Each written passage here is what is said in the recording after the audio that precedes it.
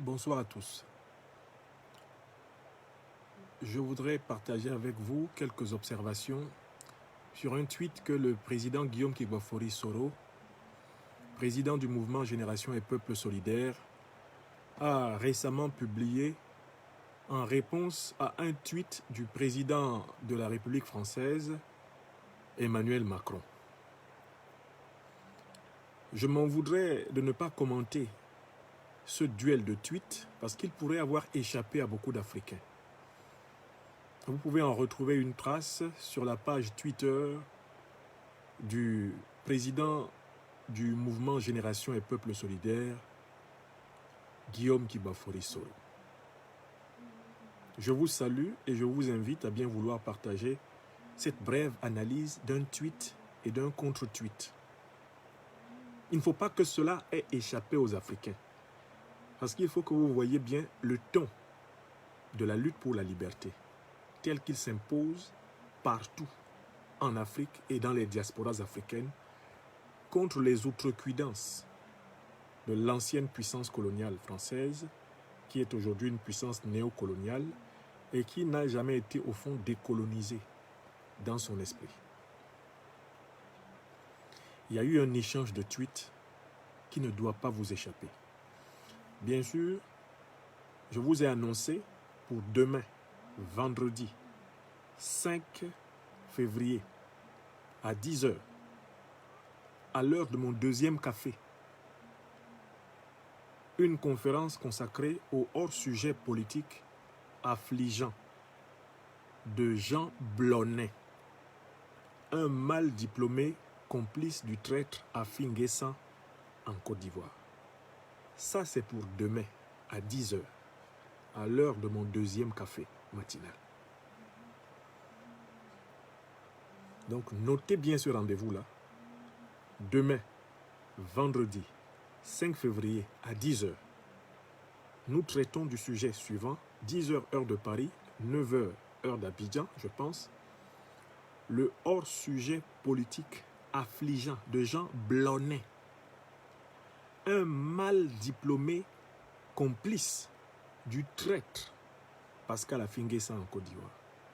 Ça, c'est pour renforcer l'annonce, pour que ceux d'entre vous qui ont la possibilité de suivre le direct le suivent, mais peu importe, ce sera disponible sur mes pages Facebook et YouTube et vous pourrez regarder à n'importe quelle heure de la journée en fonction de votre pause. Mais ce dont je voudrais vous parler, c'est d'un échange de tweets entre le président Guillaume Soro et le président français Emmanuel Macron. Cette tweet se trouve actuellement sur la page Twitter du président Guillaume Soro et je les ai publiés en capture d'écran sur ma page Facebook pour que vous alliez voir. Commençons par le premier tweet. Il est de M. Emmanuel Macron, président de la République française, et qui s'exprime le 2 février sur sa page Twitter. Emmanuel Macron dit ceci. La condamnation d'Alexei Navalny est inacceptable. Un désaccord politique n'est jamais un crime. Nous appelons à sa libération immédiate. Le respect des droits humains comme celui de la liberté démocratique ne sont pas négociables. Je recommence. C'est bien Emmanuel Macron, hein? C'est son compte officiel. Hein? Il dit ceci. Écoutez, la condamnation d'Alexei Navalny est inacceptable. Un désaccord politique n'est jamais un crime. Nous appelons à sa libération immédiate. Le respect des droits humains comme celui de la liberté démocratique ne sont pas négociables. Fin de citation. Dit par Emmanuel Macron, président de la République française. Ça c'est un. Nous reviendrons sur son tweet pour faire une analyse du contenu de son tweet. Mais allons lire la réplique du président Guillaume Kibafori Soro sur sa page Twitter en retweetant implicitement donc le tweet du 2 février d'Emmanuel Macron. Guillaume Soro dit ceci le 3 février, le lendemain. Réponse du berger à la bergère. Monsieur Emmanuel Macron, dans l'une de vos anciennes colonies, la Côte d'Ivoire, croupit un député du nom de Alain Lobognon, que vous connaissez, et dont l'épouse, Amira Lobognon, @Raptor Ivoire, est française. C'est curieux. Ou bien, selon vous, la liberté d'un Ivoirien ne vaut pas celle d'un Russe? Et Guillaume Soro de conclure par le hashtag Ivorian Freedom Matters. Traduction, la liberté des Ivoiriens est aussi importante. Comme on disait aux États-Unis, comme on dit aux États-Unis, Black Lives Matters. Les vies des Noirs comptent. Black Lives Matter. Les vies des Noirs comptent. Oui, c'est Thierry Banani. C'est le Che Bogota. C'est le leader générationnel Guillaume Kibafori Soro qui répond à Emmanuel Macron. Alors, je vous propose assez rapidement une analyse en 3 petits moments. D'abord, le contenu du propos de Macron. Ensuite, le contenu du propos du président du mouvement GPS, Guillaume Kibafori Soro. Et enfin, la qualité de la réplique. C'est-à-dire que dans cette affaire-là, qui a tort et qui a raison, du point de vue purement logique et historique et factuel. C'est-à-dire que vraiment, incontestablement, si nous devons jouer les juges impartiaux entre les 2 hommes qui se sont parlé, qui a tort et qui a raison. Et dans ce duel de tweets, qui remporte sans discussion. Commençons par M. Macron. Emmanuel Macron, je ne sais pas s'il a de temps en temps ce qu'on peut appeler une incontinence twittosphérique. Je m'explique. L'incontinence twittosphérique, c'est le fait de faire des tweets pour tweeter. Non pas des tweets réfléchis, c'est-à-dire de tweeter comme, pour ainsi dire, certains pètent involontairement. Quand le tweet est fait comme un paix involontaire, il est l'expression d'une pensée qui n'a pas été pensée. C'est-à-dire que ça, Emmanuel Macron, c'est curieux. Il devrait se demander, avant d'écrire un tweet, un peu comme finalement, et c'est pour ça que Donald Trump a été chassé de Twitter. Parce que Donald Trump ne tweetait pas. Il lâchait des tweets, comme d'autres lâchent des paix. La condamnation d'Alexei Navalny est inacceptable. Macron est le président de la République française. Alexei Navalny est russe. Macron prend ses 2 pieds, il va dans les affaires de la Russie et il dit qu'une condamnation dans un tribunal russe est inacceptable. Ok. Continuons. Puisqu'il a décidé de s'en mêler, voyons pourquoi il s'en mêle. Deuxième phrase. Un désaccord politique n'est jamais un crime. Oh mon Dieu. Cette phrase ne peut pas être prononcée par Emmanuel Macron. Pour un désaccord politique, Paul Biya a massacré plus de 10 000 Camerounais depuis 2016 dans la guerre du Nord-Ouest-Sud-Ouest. Macron le soutient. Macron l'a félicité pour ses pseudo-élections. Idriss Déby, depuis 1990, massacre des Tchadiens de génération en génération. Macron le soutient. Les chefs d'État français successifs l'ont soutenu. Ont même utilisé des avions de guerre pour combattre sa rébellion et le maintenir au pouvoir. Sont même venus truquer la Constitution pour maintenir Idriss Déby, un massacreur de grande échelle de Tchadiens. Ils l'ont maintenu là. Là-bas, c'était des désaccords politiques. Et Macron était du côté du criminel. Alassane Draman Ouattara vient de décapiter des Ivoiriens. Il a tué des Ivoiriens en plein jour, utilisant milice, police, gendarmerie et armée. Et Emmanuel Macron a dit que Ouattara était en train de faire son devoir. Ouattara a violé l'article 55 de la Constitution ivoirienne. Macron a dit que c'était un devoir. Quand vous supportez des criminels comme Biya, comme Ouattara, comme Déby, comme Sassou Nguesso, comme Faure et Yadema, voilà un autre truand politique, un dictateur froid, un héritier, non pas d'une république, mais d'une monarchie déguisée en république au Togo. Quand vous soutenez des gens sans consistance, comme Macky Sall, qui sont capables d'appauvrir le Sénégal pour enrichir Total, mais est-ce que vous avez encore le droit d'écrire qu'un désaccord politique n'est jamais un crime, puisque vous soutenez des gens qui assassinent pour moins que ça? Poutine n'a même pas chicoté Navalny. Poutine ne l'a même pas décapité. Poutine l'a seulement mis en prison pour 2 ans. Nous, on a des camarades au Cameroun, au Tchad, au Togo, en Côte d'Ivoire, des êtres humains qui sont en prison depuis une décennie, et parfois même des décennies dans certains de ces pays. Des êtres humains qui ont été privés de leur liberté depuis très longtemps. Et Macron est au courant, il n'a jamais prononcé cette phrase. Pour eux, il n'a jamais dit « un désaccord politique n'est jamais un crime ». Il n'y a pas un pays d'Afrique francophone soutenu par la France où des opposants ne soient en prison. Et en prison plus longue. En prison plus longue que Navalny, qui est chouchouté, caressé par Paris. Donc la deuxième phrase, elle ne peut pas sortir de la bouche de Macron. Macron est indigne de prononcer la phrase suivante. Un désaccord politique n'est jamais un crime, puisqu'il est aux côtés de ceux qui assassinent ceux qui ne sont pas politiquement d'accord avec vous. Bon, il continue. Nous appelons à sa libération immédiate. Santa Maria. C'est Macron qui écrit la phrase là. Nous appelons à sa libération immédiate.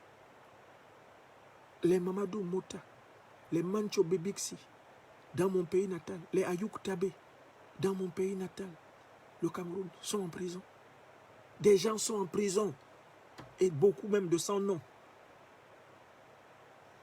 En Côte d'Ivoire, depuis 10 ans, des gens sont en prison. On a des noms. Il y a même d'autres qui sont sans nom, en prison, pour cause d'opposition politique. Au Togo, c'est sans pitié. Au Tchad, c'est sans pitié. Au Congo-Brazzaville, des assassinats politiques. C'est sans pitié. On n'a pas vu Macron écrire un seul tweet.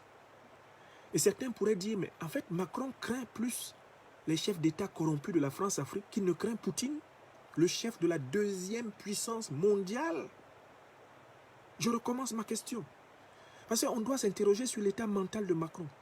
Macron est incapable de dire à Paul Biya, il est incapable de dire à Ouattara, il est incapable de dire à Sassou Nguesso dans un tweet, il est incapable de dire à Déby dans un tweet, Déby qui organise le futur génocide qu'ils envisagent en Centrafrique actuellement. Il est incapable de dire à Faure Yadema dans un tweet, à Macky Sall dans un tweet, arrêtez de criminaliser l'opposition en Afrique francophone. Il n'a jamais écrit un tel tweet. C'est sur Poutine que le petit Macron, là, né en 77 ici à Amiens, s'amuse. Vous voyez comment on est tranquille ici en France, mais ce président-là est en train d'aller nous chercher des problèmes. C'est sur Poutine que ça va s'amuser. Il dit quoi? Nous appelons à sa libération immédiate. Donc, le petit Macron, dressé sur ses jarrets de 7e puissance militaire, je dis bien 7e puissance militaire, menace Vladimir Poutine et lui fait injonction de libérer un opposant. Je dis bien injonction, il dit, nous appelons à sa libération immédiate. Je vous rappelle qu'il n'y a pas eu un seul tweet de Macron comme ça concernant un opposant à l'un des dictateurs africains qui finance la classe politique et industrielle française. Jamais il n'y a eu un tweet comme ça. Macron est président depuis 2017. Il n'a jamais eu dans un tweet un écart de langage envers un dictateur africain particulier. Jamais. Il a certes fait des allusions à certains moments, mais jamais de manière frontale. C'est sur Poutine et il continue. Macron, je ne sais pas, il avait bu quoi? Il a abusé de champagne de Paris là. Le type continue. Le respect des droits humains, comme celui de la liberté démocratique, ne sont pas négociables. Mais Macron est fou. Emmanuel Macron ne peut pas prononcer cette phrase, le respect des droits humains. Mais Macron vient d'applaudir des décapiteurs africains. Le dernier grand décapiteur en date que Macron a applaudi et félicité, c'est Ouattara. Il a dit que Ouattara a fait son devoir. Le jeune Guessant Kofi Toussaint a été décapité à Daoukro sous les yeux, sous les caméras. Macron a vu les hommes de Ouattara décapités, tués à Dabou. Il les a vus tués partout. Macron a déjà vu les hommes de Biya exécuter des femmes avec des bébés dans le dos. Macron est au courant des massacres organisés par l'armée du régime Biya à Koumba. Les massacres de Ngarbou. Il est au courant, il n'a pas fait des phrases comme ça. En Russie, Poutine n'a tué personne. Là, Poutine n'a tué personne. Lors de cette répression de Jean de Navalny, il n'y a même pas un mort. Même pas un mort. On parle de 2000 à 4000 arrestations. Mais Poutine, qu'est-ce qu'il est bon comme dictateur. Lui, il arrête. Alors que Ouattara décapite. Biya fusille. Déby fusille. Et c'est sur Poutine que Macron fait sa phrase là. Les droits humains. Est-ce que le président de la République française actuelle, Emmanuel Macron, est digne de parler de droits humains? Est-ce que la prononciation de cette phrase par Emmanuel Macron n'est pas un acte diabolique, un acte démoniaque? Parce qu'il y a des mots que tu ne dois pas prononcer quand tu sais bien que tu as choisi d'être du côté des tyrans. Tu as choisi d'être du côté des assassins. Tu as choisi d'être du côté des décapiteurs, des sacrificateurs d'hommes.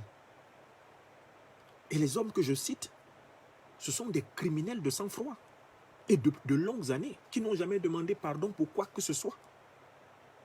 Biya, Sassou, Ouattara, Faure Gnassingbé, Idriss Déby. Mais ils n'ont jamais demandé pardon à quelqu'un. Et ça fait des décennies que ces gens-là provoquent des milliers de morts. Et Macron fait ami-ami avec eux. Il les accueille bras dessus, bras dessous à l'Élysée. Des gens comme Bongo.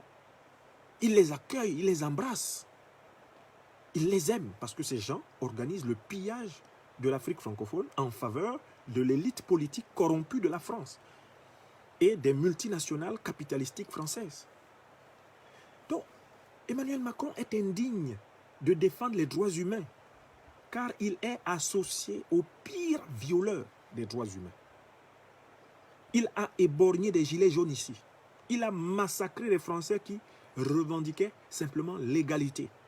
Il a fait un usage disproportionné de la force ici, contre la classe ouvrière française. Et aujourd'hui, il utilise le Covid-19 pour maintenir les Français dans les maisons et empêcher les manifestations.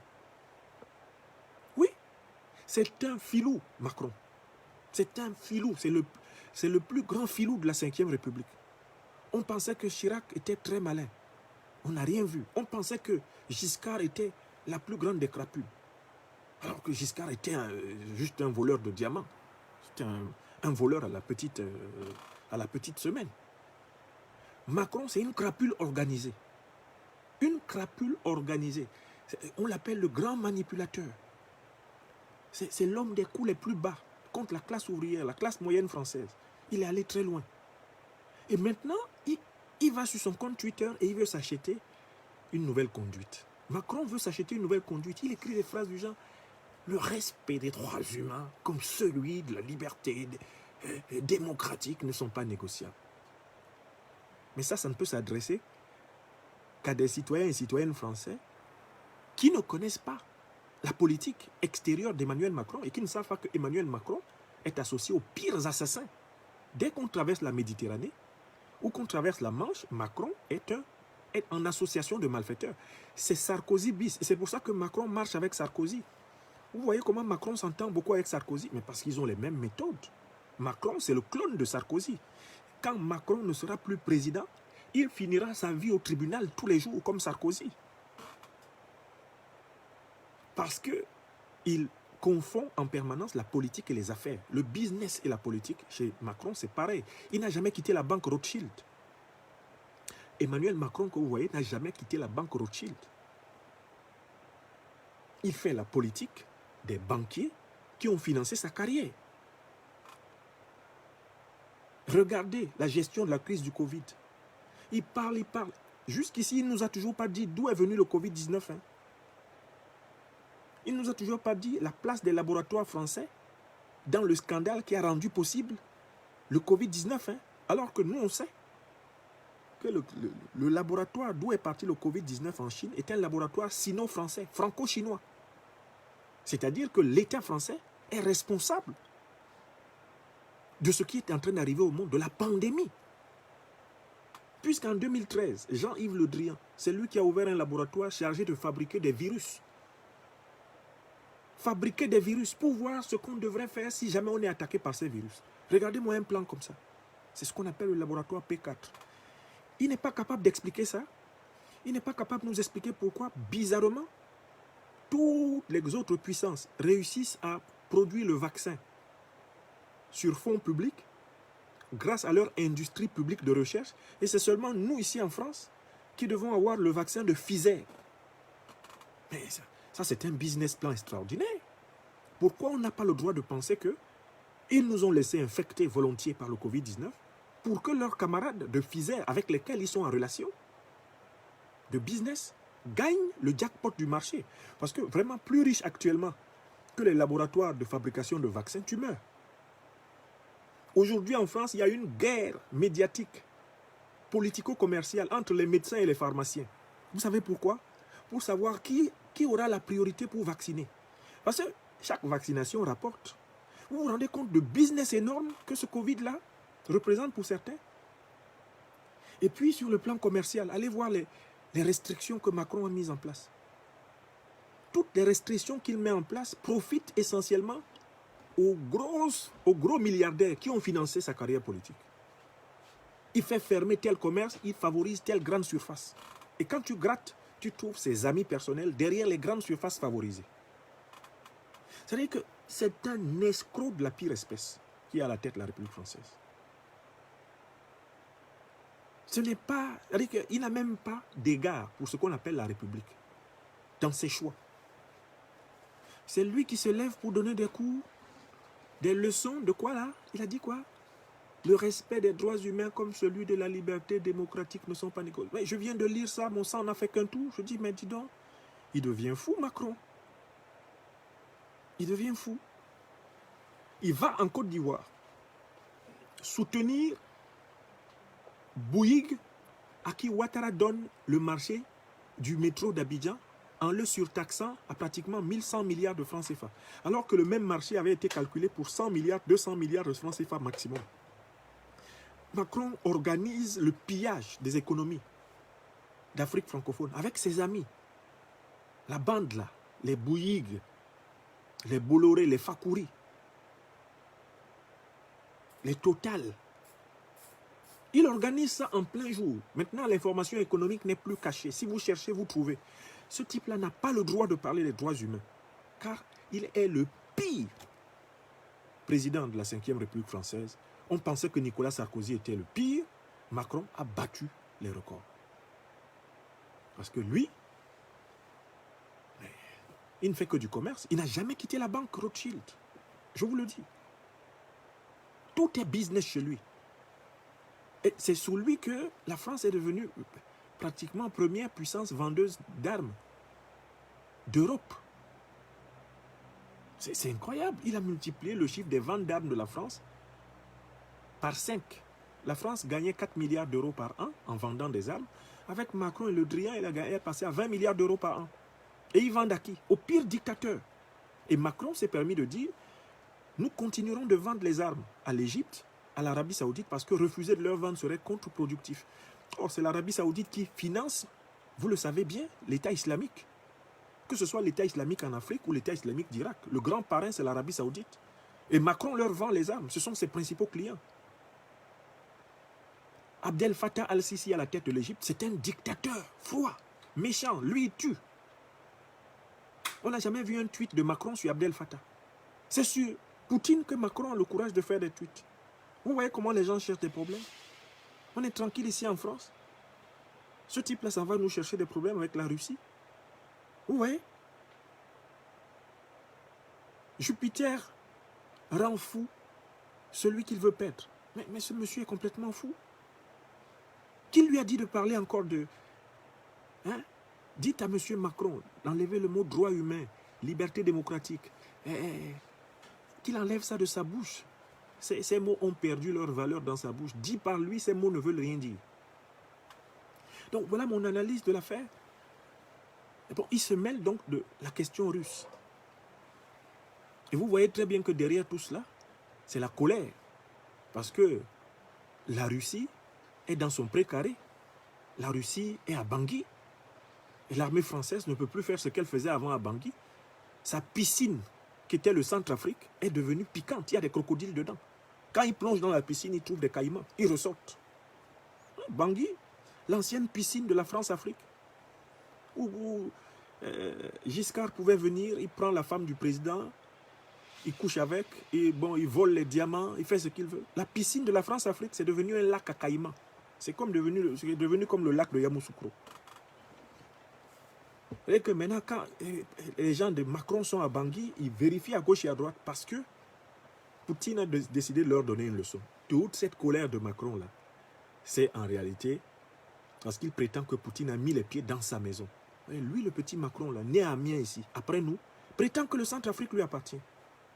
Oui, oui, oui. Il y avait un petit roi du Congo belge qui disait aussi, un petit roi belge, pardon, qui prétendait que le grand Congo, là, c'était pour lui. Non, non, non. Là, le Zaïre, là, le Congo RDC, il y a un petit type, un petit belge. Léopold, roi des Belges, qui s'est levé, un roitelet. Il s'est levé et dit que le Congo lui appartient. C'est pour lui. Macron, quand il est devenu président de la République française, il a dû se dire, le Centrafrique, comme il zozote et il lolote, le Centrafrique m'appartient. Le Centrafrique m'appartient. Il n'a pas noté qu'on était au XXIe siècle, que le temps de Papa Bokassa était derrière nous. Donc sa colère s'explique par les difficultés dans lesquelles il se retrouve. Parce que partout maintenant où il se promène, où il veut exercer sa prétention, Poutine est là. Poutine dit petit, il faut quitter. Quitte quand les grands sont là, il faut quitter. Maintenant, le président Guillaume Kibafori Soro, le leader générationnel, n'a pas laissé passer cette occasion de rappeler à M. Macron ses contradictions. Analysons la réaction du président Guillaume Kibafori Soro. Avant d'examiner qui a raison et qui a tort dedans. M. Emmanuel Macron, dans l'une de vos anciennes colonies, ça c'est intéressant, hein, la Côte d'Ivoire, croupit un député du nom d'Alain Lobognon, que vous connaissez et dont l'épouse, Amira Lobognon, est française. C'est curieux. Ou bien, selon vous, la liberté d'un Ivoirien ne vaut pas celle d'un Russe. Ivorian freedom matters. Hey, Guillaume Kibafori Soro, c'est à cause de ça que nous sommes avec toi. Quand on dit que l'Afrique a des garçons, c'est ça. Les Kadhafi sont morts, les Lumumba sont morts, les Sankara sont morts. Oui, oui, oui, oui, les Mugabe sont morts, les Mandela sont morts. Oui, oui, les Samora Machel sont morts. Mais qui parle pour l'Afrique aujourd'hui? Qui peut se mettre devant Emmanuel Macron et lui dire ce que Guillaume Kibafori Soro lui a dit? Je recommence. Je vais vous donner la liste. Est-ce que Déby peut écrire ça? Déby du Tchad.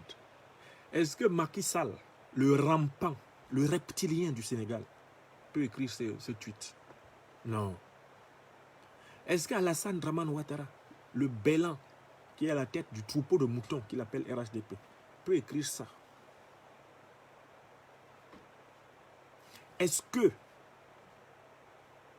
le fantôme disparu Biya, à cheval entre l'état cadavérique, l'état de momie, l'état de sosie et l'état de prestidigitateur sénile, est-ce que cet individu peut écrire ce tweet? Monsieur Emmanuel Macron, dans l'une de vos anciennes colonies, la Côte d'Ivoire, croupit un député au nom d'Alain Lobognon, que vous connaissez et dont l'épouse, Amira Lobognon, est française. C'est curieux. Ou bien, selon vous, la liberté d'un Ivoirien ne vaut pas celle d'un Russe? Qui peut dire ça à Macron? Aujourd'hui en Afrique, c'est le leader de ma génération. Et comme mon leader, je le dis à Macron. Et je dis à Macron qu'il est fou. Et je suis assis ici à Rouen, dans ses narines. Je dis à Macron, monsieur Macron, vous êtes fou. Vous devez aller prendre une cure de logique, d'argumentation. Vous devez aller prendre une cure de probité, d'honnêteté morale. Et vous devriez aller prendre une cure d'humanité. Parce que vous êtes même, votre démarche est une démarche typiquement reptilienne, donc infra-humaine. Oui, est-ce que c'est Bongo qui va écrire ce tweet? Bongo peut écrire ce tweet. Ali Bongo, d'abord c'est avec quelle main qu'il va écrire? Maintenant il est paralysé des deux mains. Il va écrire avec quoi? Sa bouche? Non. Qui va écrire ça? Vous allez lire un tweet de Sassou Nguesso? Tous ces gens ont grandi dans la divinisation de l'homme blanc, l'obséquiosité envers l'homme blanc, l'infériorisation, l'auto-inhibition face à l'homme blanc. Ils ont grandi avec un mental d'esclave. C'est sur les Africains qu'ils se défoulent, tous ces dictateurs-là. Mais quand un enfant qui est né sous leurs yeux, Emmanuel Macron, dégamme comme ça, ils se taisent. Et qui parle? Qui parle pour l'Afrique aujourd'hui? Je vous pose la question. Trouvez-moi les voix d'hommes d'État, d'hommes politiques qui parlent pour l'Afrique. Il n'y en a pas beaucoup. Hein. Est-ce qu'il y en a beaucoup? On peut entendre de temps en temps la voix de Kagame. Mais Kagame a tourné le dos à la France, il n'a plus le temps. Et la France le supplie depuis lors. On lui a donné un secrétariat général de l'OIF, il s'en fout. On entend de temps en temps sa voix. À un moment donné, on commençait à entendre la voix d'Akufo-Addo avant qu'il ne se mette en escroquerie avec Alassane Ouattara. Donc on n'entend plus la voix du Ghana. La voix du Ghana a disparu. Qui parle pour l'Afrique? Donnez-moi les noms. J'attends les noms de ceux qui parlent pour l'Afrique. Mes chers amis, je constate que de tous les chefs d'État de l'Afrique francophone actuelle, il n'y en a pas un seul qui parle pour l'Afrique. Certains parlent pour leur propre pays, mais il n'y en a pas un seul qui parle pour l'Afrique. Parce que pour les chefs d'État d'Afrique francophone, sur le plan mental, parler pour l'Afrique, c'est se suicider. Dès que tu t'es mis à défendre l'Afrique, tu es mort. Ils ont tellement pris et intériorisé les réflexes criminels que les Français coloniaux leur ont imposé des années de colonisation, des années de traite, des années d'invasion, jusqu'à ce jour, qu'ils sont incapables de prendre le moindre risque pour l'Afrique. Obiang Nguema, non, il parle pour lui-même, il ne parle pas pour l'Afrique. Qu'est-ce qu'il fait pour l'Afrique, Obiang Nguema? C'est un dictateur de la pire espèce. Mais il n'est pas de la France-Afrique. On le persécute, Paris veut lui arracher l'argent du pétrole qu'il vole. Obiang Nguema n'est défendable d'aucun point de vue, c'est un dictateur. Depuis 1979, que le monsieur a éliminé son oncle, Macias Nguema. En 1979, j'avais 7 ans. Et comme mon père ramenait toujours les journaux, nous savions la plupart des noms des présidents africains. Je savais que le président africain de Guinée équatoriale s'appelait Macias Nguema. Quand il a été tué, mon père a ramené le journal. Nous avons lu que le nouveau s'appelait Théodoro Obiang Nguema Mbazogo Ndong. Depuis mes 7 ans, je suis né en 72, que j'ai entendu le nom du monsieur, c'est toujours lui qui est là. Qui veut le présenter comme modèle? Arrêtez de mentir aux Africains. Les présidents à vie ne sont pas notre modèle. Ils ne sont pas notre modèle. Les présidents à vie, même si certains peuvent avoir des faiblesses, parce que c'est des gens qui ont parfois aidé, ils ne sont pas notre modèle. On n'a rien à chercher de ce côté-là. C'est une autre Afrique qui doit se construire. Sinon, le continent est mort. Sinon, le continent est mort. Laissez donc mourir le continent, si c'est pour louer les présidents à vie. Parce que ce sont eux qui ont enterré ce continent. Qui parle pour l'Afrique? En Afrique francophone. Je dis bien francophone. Bon, personne. Alors, qui a rang d'homme d'État et qui a le courage aujourd'hui de parler pour l'Afrique? Depuis qu'Emmanuel Macron se défoule sur la Côte d'Ivoire, par exemple, se défoule sur l'Afrique francophone, qui lui a parlé? Guillaume Kibafoisso. Non, je vous invite à vérifier. Hein. Qui a parlé à Macron depuis que Macron est là? Je veux dire 2017, on est en 2021. Qui lui a dit frontalement, ouvertement, clairement. Non. Guillaume Kibafori Soro, écrivez ça. Écrivez ça. Écrivez ça. Et il le lui a dit en se tenant à 400 mètres de l'Élysée. Oui, parce que la salle de réunion où le président Guillaume Soro fait souvent ses conférences à Paris, c'est en face de l'Élysée. C'est ça qu'on appelle garçon. Bon, ne citez pas des individus comme Bandakani. Ce n'est pas un homme d'État, c'est un homme d'État. Moi, je n'ai aucune considération pour Bandakani. Bandakani est un soutien du dictateur Biya. Dès que tu soutiens un dictateur, tes analyses ne me servent à rien. Donc, n'écrivez même pas son nom ici. Voilà des gens qui sont chargés de critiquer toutes les dictatures d'Afrique, mais surtout pas celle de Biya. Parce que Biya les a payés pour distraire les Camerounais sur Afrique Média. On connaît la stratégie d'Afrique Média. Il y a beaucoup d'analystes sur Afrique Média très forts sur les dictatures des autres pays. Alors que les dictatures des autres pays ne sont pas pires que celles du régime Biya au Cameroun. Donc ne me les citez même pas. Ce n'est pas des gens ça. Tant que tu n'es pas capable de critiquer la dictature dans ton propre pays, quand elle y est, tu ne peux rien me dire sur la dictature d'un autre pays. Et tant qu'Emmanuel Macron n'est pas capable de critiquer les dictatures de la France-Afrique, et même de faire une autocritique de sa propre dictature en France, parce que Macron a des velléités dictatoriales en France, il ne peut rien me dire sur n'importe quelle dictature. C'est ça. Donc laissez-moi les noms de ces bavards de plateau au Cameroun qui sont incapables de se retourner, de dire ce que nous disons sur Ouattara là. Biya le fait ici depuis 38 ans. Incapable de dire ce que nous disons sur Déby, ou ce que nous disons sur Sassou, ce que nous disons, je ne sais pas, sur Alpha Condé, ce que nous disons sur Eyadema. Attention, Biya, le type qui a tout dit là, sous forme cadavérique ou momifié ou je ne sais comment, ce type-là fait ça. Si tu n'as pas le courage, tu ne peux pas, je te dis que je ne te prends pas au sérieux. Moi, je suis Camerounais de naissance, j'ai toujours dit, Biya est un dictateur, je ne travaillerai jamais avec lui et jamais pour lui. Donc les gens qui sont sur Afrique Média là et qui travaillent avec Biya, qu'ils ferment leur gueule. Qu'ils ferment leur gueule. Ils n'ont pas peur. Ils mangent, ils vivent de ça. La ligne éditoriale d'Afrique Média, c'est taper sur les dictatures des autres pays pour distraire les Camerounais. Je vous ai déjà expliqué ça plusieurs fois. Et certains d'entre vous, ah oui, le président Bandakani a dit. Président de quoi? Il est président de quoi? Il s'agit de manipulateurs médiatiques au service de la dictature du Cameroun. Notez ça. Quand vous les écoutez sur Afrique Média, n'oubliez pas que tout ce qu'ils disent de la dictature des pays voisins est vrai de Yaoundé. Mais ils ne disent pas ça de Yaoundé parce que Yaoundé les paye. Yaoundé les paye pour distraire les Camerounais. Les Camerounais sont les meilleurs spécialistes des dictatures des autres. On attend le livre de Bandakani sur la dictature de Biya. Trouvez-moi un seul. Les gens que vous voyez sur Afrique Média là, trouvez-moi un seul qui a rédigé. Mais mon livre sur la dictature du Cameroun est connu. Critique de la tragédie camerounaise. 350 pages, systématiques. Et je n'ai jamais bougé. Oui, oui, même quand je vais au Cameroun, si un journaliste m'interroge, je dis que c'est une dictature.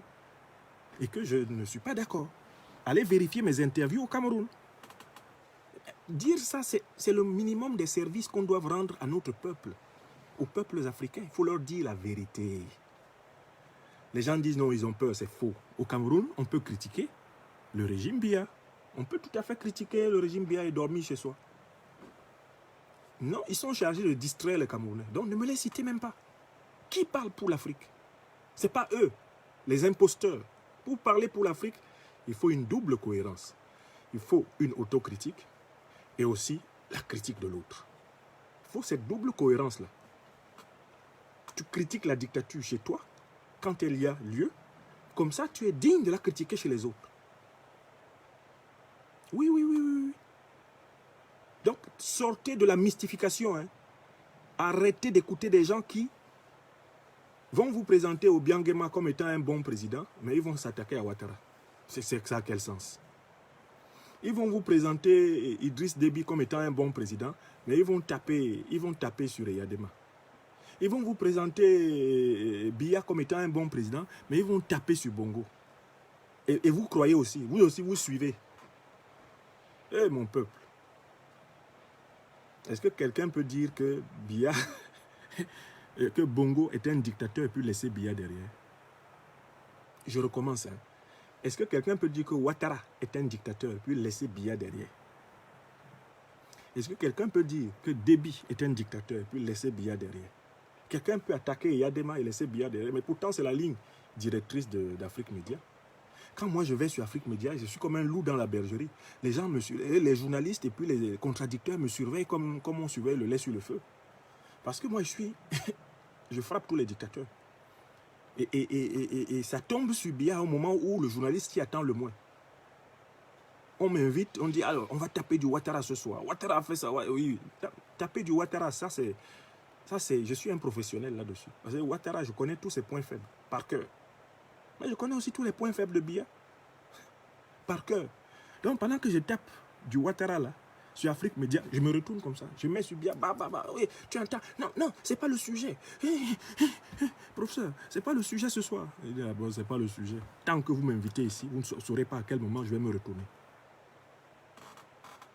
Parce que vous êtes des fourbes. Une bonne partie de nos médias sont des fourbes. Des fourbes. Nos médias en Afrique. Parce que les gens sont tellement fragiles face à l'argent.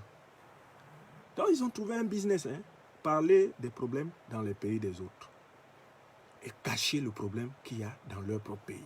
Ça c'est la spécialité de beaucoup. Regardez un type, il y a un autre là qui m'intéresse beaucoup. Il a beaucoup écrit sur le Rwanda.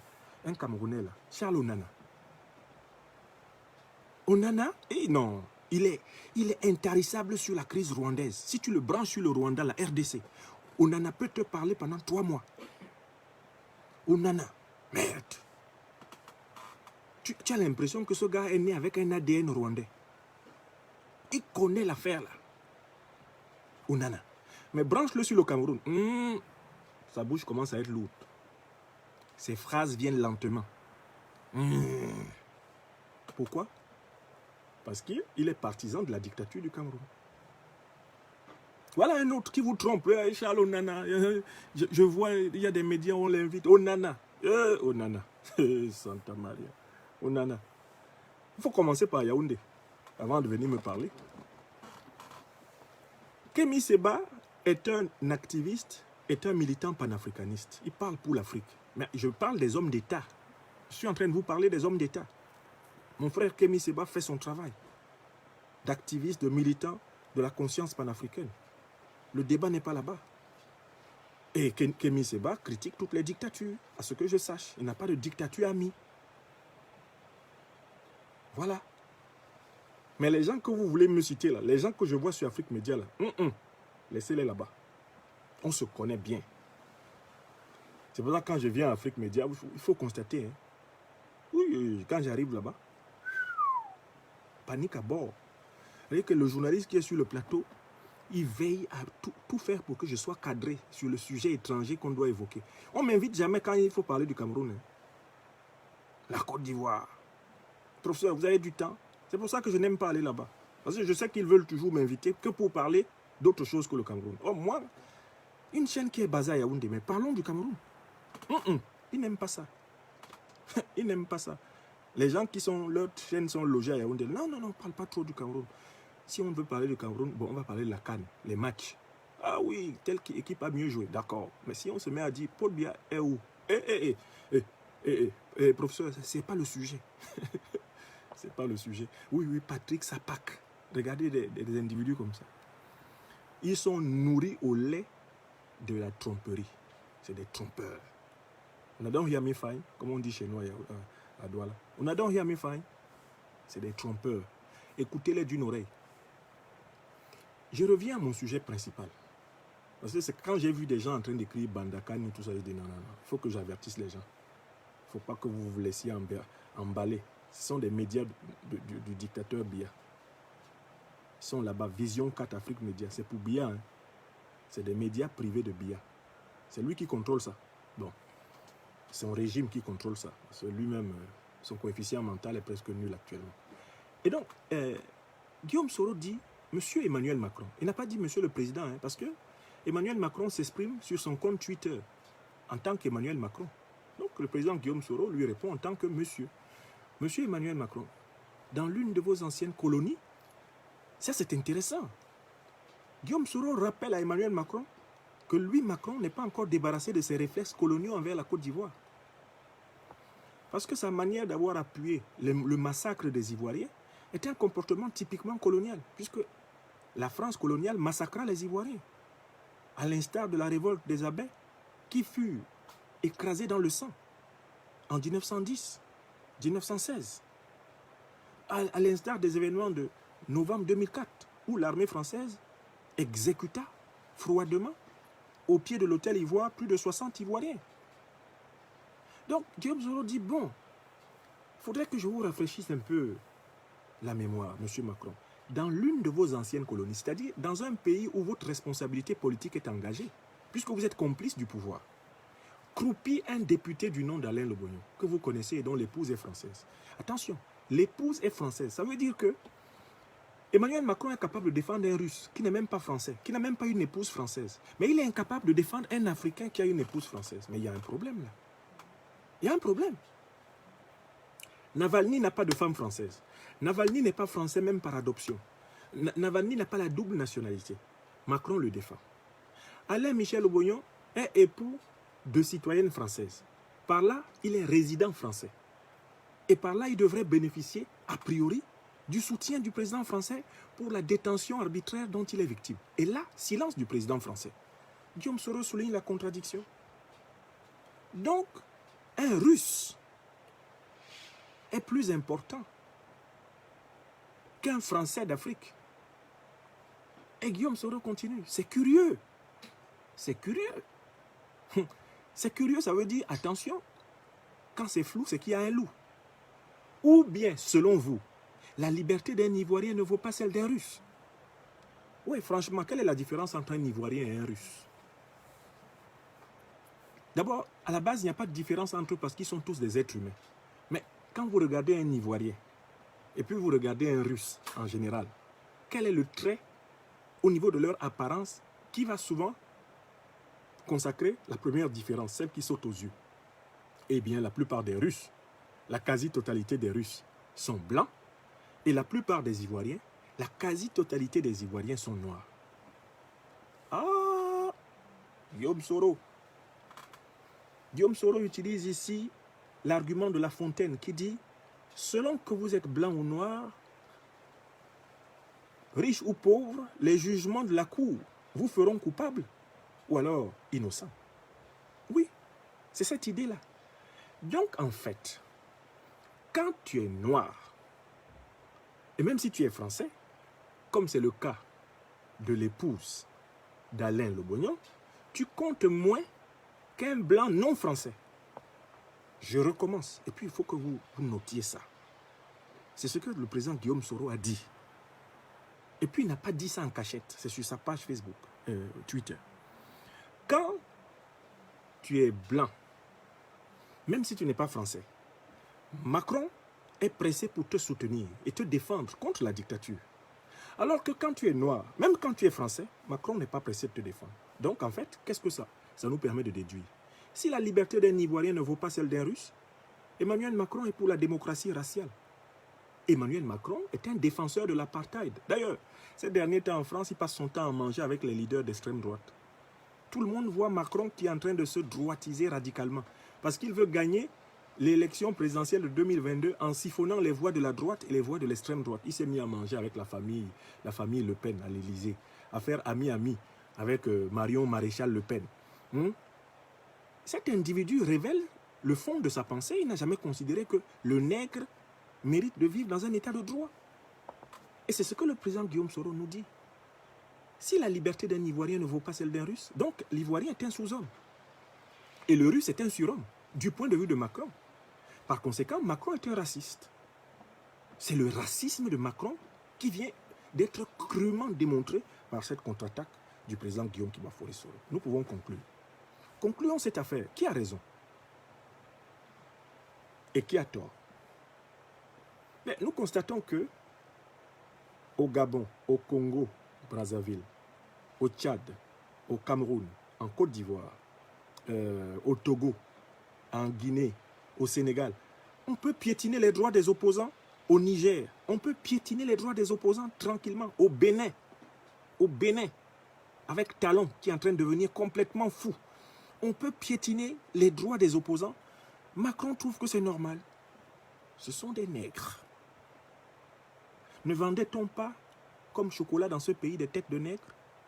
Macron dit, écoutez, pour Macron, quand Biya assassine les Camerounais, il fait son devoir. Quand Ouattara assassine des Ivoiriens, il fait son devoir. Quand Déby assassine des Tchadiens, il fait son devoir. Quand Yadema assassine les Togolais, il fait son devoir. Quand Talon assassine les Béninois, il fait son devoir. Oui, oui, c'est leur devoir qu'ils font. Quand Bongo assassine des Gabonais, c'est pareil. Sassou assassine les Congolais, c'est normal. Mais parce que les Congolais, les Camerounais, les Gabonais, les Tchadiens, les Ivoiriens ne sont pas des hommes pour Macron. Ce ne sont pas des hommes pour Macron. Je vous parlerai ce week-end des révélations sur la contribution de Mitterrand, François Mitterrand, au génocide rwandais. Les documents viennent d'être déclassifiés par un chercheur français qui nous a donné un résumé de ce qu'il a découvert. Ça fait froid au dos. Mitterrand a sciemment laissé s'organiser le génocide des Rwandais, uniquement pour venger la perte d'influence de la France. Il a passé par perte et profit plus d'1 million d'êtres humains, parce que c'était des Noirs. Et ce Mitterrand-là, il est adulé ici dans la classe politique française, on le présente comme un gentil bonhomme. Oh, il était intelligent, oh, Mitterrand, il était profond, c'était un esprit. Oui, c'était aussi un démon, peut-être même surtout un démon. Et Macron est héritier de cette tradition démoniaque. Quand il sourit, moi je vois ses dents de Dracula qui débordent, sa mâchoire supérieure. Oui, oui, oui, oui. Quand il sourit, voyez bien, ses dents de Dracula. Donc ce monsieur-là, un monsieur qui est né après nous ici, à Amiens, parce qu'il est président d'une puissance, la 7e du monde, on ne peut plus respirer. Il méprise les Africains à ce point-là. Toutes les prisons remplies d'opposants africains, il n'a pas fait un seul tweet comme ça. On prend Navalny, on le met en prison pour 2 petites années gentilles. Navalny est chanceux. Ah, Navalny, je vous le dis, hein, si je savais parler russe, je lui dirais en russe. Navalny, vous êtes chanceux. Hein, parce que si c'est à Abidjan qu'on vous avait attrapé, si c'était à Yaoundé qu'on vous avait attrapé, si c'était à N'Djamena qu'on vous avait attrapé, mais Poutine, il vous caresse. En Afrique, on souffre. On souffre trop, Navalny. Donc, vous devriez presque dire merci à Poutine. Il est civilisé. Il vous arrête, il vous met en prison pour 2 ans. Non, Biya vous tue. Comme les femmes dans le Nord, avec les bébés dans le dos. Comme les enfants de Kumba, assassinés pour noircir la rébellion camerounaise. Comme les paysans de Ngarbou, massacrés pour faire régner la terreur. Il tue, direct. Il n'y a pas d'affaire de on va au tribunal, etc. Et il emprisonne qui il veut. Et il maintient en prison comme il veut. Ouattara fait pareil. Il y a des gens qui sont en prison depuis 10 ans, sans jugement. Navalny, vous êtes chanceux, hein? Et Macron se lève. Macron veut nous faire jouer les grands défenseurs des droits humains. Non, Macron est le défenseur des droits de la race blanche. On a bien compris. C'est clair dans nos têtes. C'est pour ça que nous, citoyens français, d'origine africaine, nous avons un seul mot d'ordre. C'est TSM. TSM. En 2022. Tout, sauf Macron. Je recommence. Nous avons un seul mot d'ordre. Tout sauf Macron. Et comme il veut organiser, lui, Mitterrand a co-organisé le génocide des Rwandais, lui veut organiser le génocide centrafricain, comme il avait commencé à organiser le génocide ivoirien, à co-organiser le génocide camerounais. Il veut continuer d'organiser le génocide tchadien, le génocide togolais.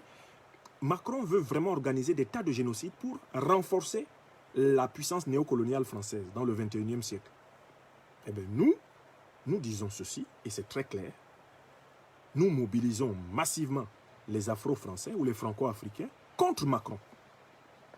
TSM, c'est le mot de passe. Et je vous ai demandé, depuis quelques jours, de montrer notre puissance pour tous ceux d'entre nous qui sommes Franco-Africains ou Afro-Français, les Antillais, donc les Guadeloupéens, les Martiniquais, et les Polynésiens, les Réunionnais, les Guyanais. On a une occasion extraordinaire. Montrons que nous sommes présents en pétitionnant pour demander aux députés français d'ordonner la levée de l'embargo sur la défense du Centrafrique et demander un grand débat à l'Assemblée nationale française sur le soutien de la France aux dictatures d'Afrique. Parce que tout ça est dans cette pétition.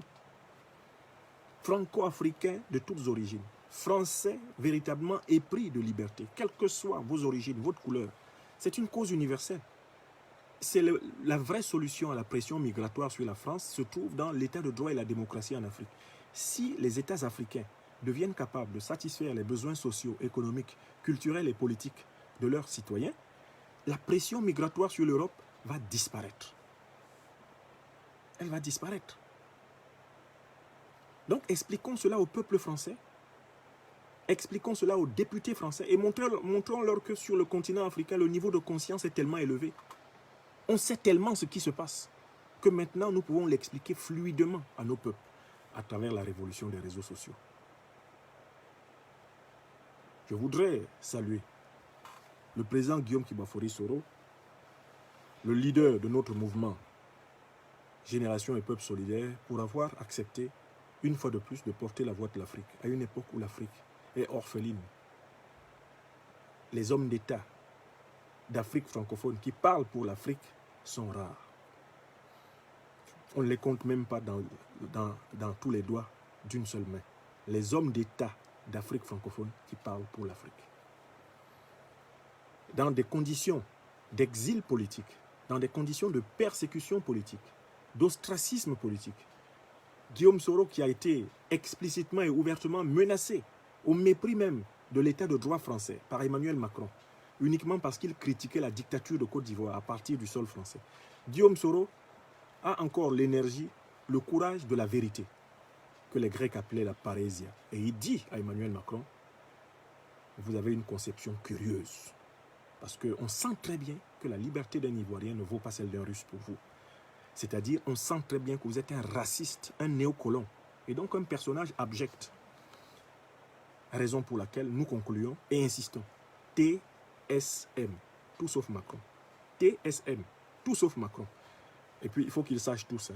On n'a pas peur qu'ils fassent ce qu'ils veulent. Nous sommes plus d'1 milliard d'Africains sur la Terre. Même le Covid-19 ne nous effacera pas. Essayez toujours. Fabriquez des virus si vous voulez. Ça va se retourner majoritairement contre les fabricateurs eux-mêmes. Il y a une loi dans l'univers. Les Bassa l'appellent Tembe Nigne. Rentre avec lui. Si vous aviez fabriqué ça en pensant que vous alliez vider le sud du monde, voilà ça, hein. Le sud du monde, les gens se promènent. Hein. Au soleil là-bas, la misère est moins atroce au soleil. Attention, hein. Continuez de faire des plans pour vider l'Afrique et venir piller les... Les Africains sont des vieux hommes, de très anciens êtres humains. Montez toujours vos plans. On est là. On dit, quand l'aveugle te dit de te méfier, c'est que son pied est déjà posé sur un caillou. Faites très attention. Nos peuples sont éveillés, M. Macron. Et votre génération, là, Monsieur le Président Macron, ne dominera pas l'Afrique. C'est bon. Ça fait 521 ans. C'est bon. C'est bon, hein? Et vous allez voir. Bonne soirée à vous tous. Et hommage au président Guillaume Kibafori Soro pour l'honneur qu'il a fait à l'Afrique en recadrant le très délirant M. Macron. Je vous remercie. Portez-vous bien. Alors, les gens qui trouvent que je suis impoli, mais il ne faut pas venir sur ma page Facebook, aller écouter les gens polis. Je ne comprends pas. Il y a des gens, je vois là, des noms que je n'ai jamais vus. Pourquoi je vous intéresse? On dit tu ne veux pas, tu ne laisses pas. Non, quand tu ne veux pas, il faut laisser. Partez. Les moutons là, la démoutonisation, c'est demain matin. Hein. Demain matin à 10h. On va s'occuper du hors-sujet politique affligeant de Jean Blonnet. Un mal diplômé complice du traître à Finguessan en Côte d'Ivoire. C'est demain matin à 10h. À l'heure de mon deuxième café. C'est ça. Bonne nuit à tous. Que Dieu nous accorde sa sagesse. dans tout ce que nous faisons de vrai et de juste. Portez-vous bien, mes amis.